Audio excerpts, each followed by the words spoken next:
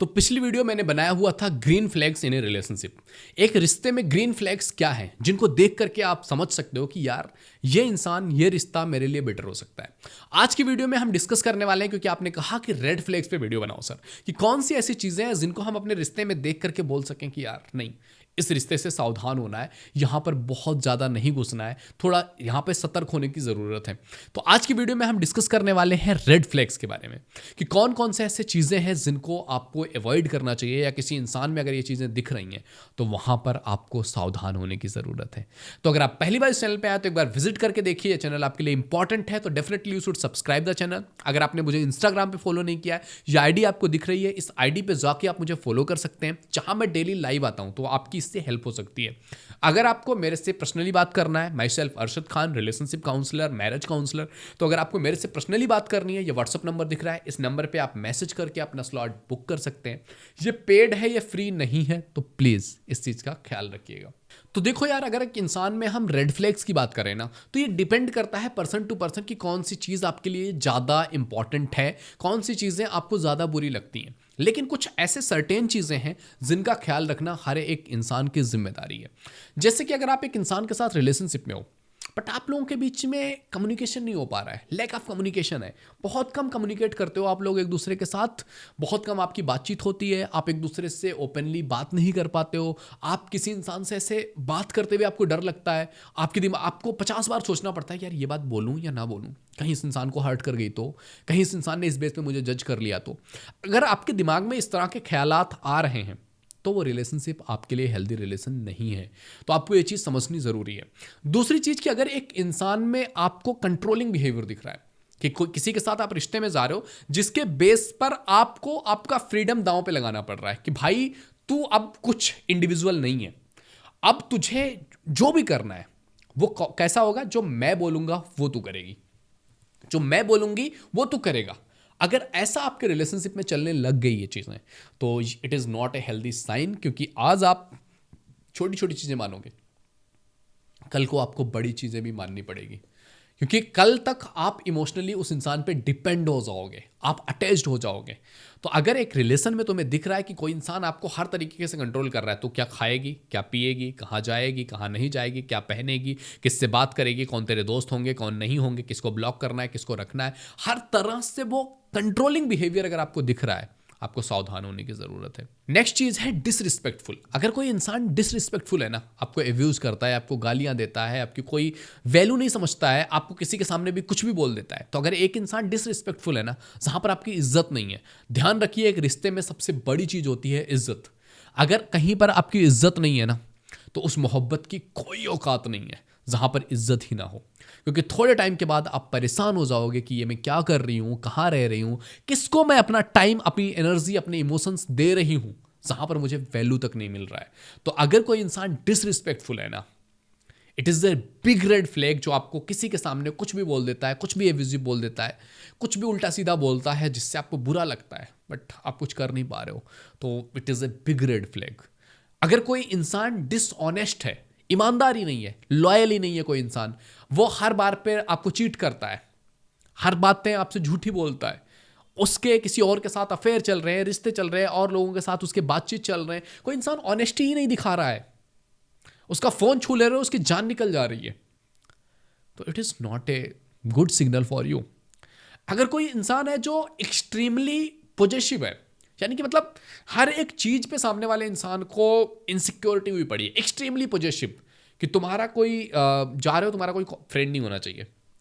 तुम कहीं जा रहे हो किसी से बात ही नहीं करोगे, तुम ऑफिस में काम कर रहे हो, तुम्हारा कोई कोलीग्स नहीं होने चाहिए, तुम घर में हो, तुम्हारा किसी से कोई बातचीत नहीं होनी चाहिए, तू मेरी मैं तेरा, बस इतना ही होना चाहिए, और दुनिया के सारी चीजें कट होनी चाहिए। यानी कि कोई इंसान अगर आपको सोशली बैंकरप्ट कर रहा है, सोशली बैंकरप्ट क्या होता है, मैं तुम्हें थोड़ा सा कॉन्सेप्ट समझाने की कोशिश करता हूं। जैसे तुम्हारे पास 10 करोड़ रुपए है, और तुमने उसको 10 बैंक में 1-1 करोड़ रुपया करके डाल दिया है, उनमें से अगर एक बैंक बैंकरप्ट हो जा रहा है,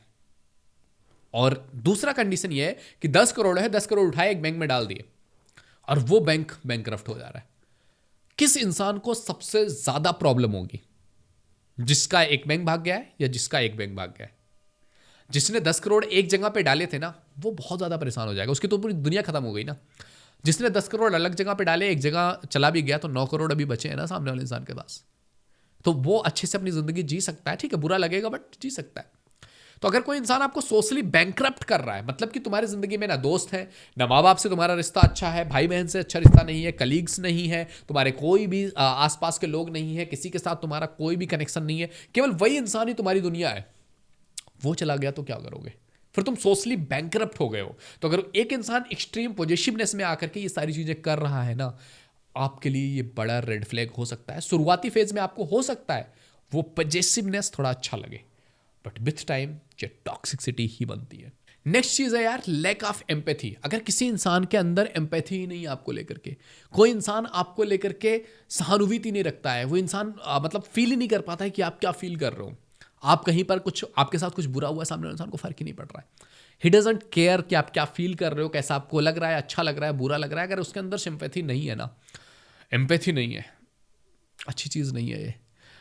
अगर कोई इंसान है जिसमें चेंज होने की विलिंगनेस ही नहीं है, कोई इंसान बदलना ही नहीं चाहता है, मैं जो हूं, जैसा हूं वैसा ही रहूंगा, मैं बदलूंगी नहीं, कोई कॉम्प्रोमाइज ही नहीं है, मैं अपनी जिंदगी में कुछ भी एडजस्ट करने को रेडी नहीं हूं, मेरे को ऐसा ही लाइफ चाहिए। अगर किसी इंसान के ये स्टेटमेंट हैं तो it is a big red flag in A relationship कि यार भाई वो इंसान वैसे ही रहने वाले हैं। तुमको क्या फर्क पड़ रहा है, तुम जी रहे हो, मर रहे हो, अच्छा लग रहा है, बुरा लग रहा है, ही डोंट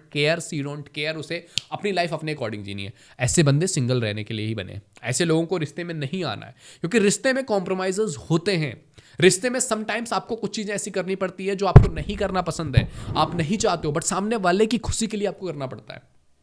तो अगर कोई इंसान है जिसमें कुछ भी चेंज करने की कैपेबिलिटी ही नहीं है, कि मुझे बदलना ही नहीं है, मुझे चेंज ही नहीं होना है, मुझे कुछ करना ही नहीं है,